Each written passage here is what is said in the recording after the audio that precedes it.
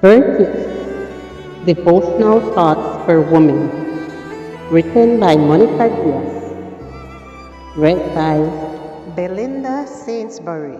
Good morning, dear friends. Today, April the 3rd, our devotional is entitled A Masterful Plan.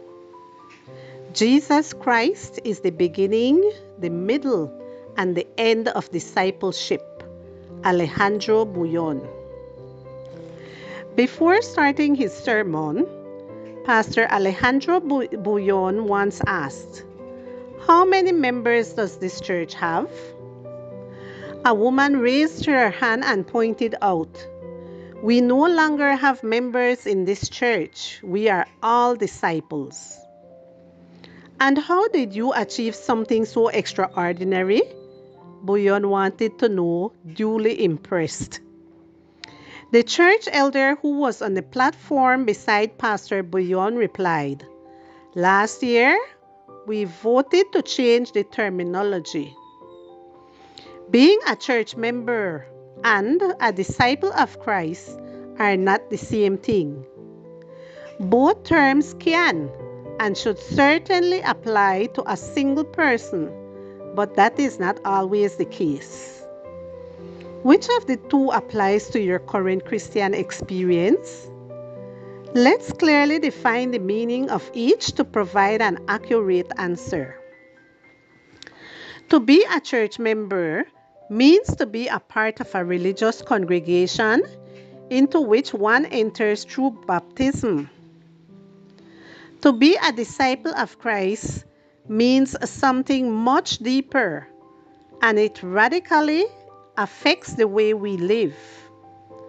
The Greek New Testament word translated as disciples is mathetes, and it refers to someone who follows a teacher to learn from him. A disciple is therefore an apprentice. In the case of Christian discipleship, it's having Christ as our teacher, thus establishing ourselves as apprentices, not of vain theories, but of a way of life characterized by walking daily with God.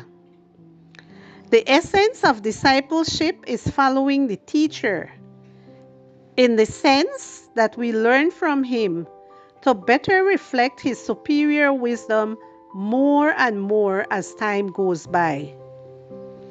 The purpose of Jesus' invitation to follow him was not to make the church grow numerically.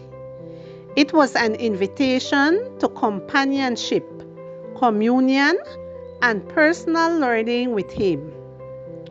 The ultimate goal was to restore his character in his disciples.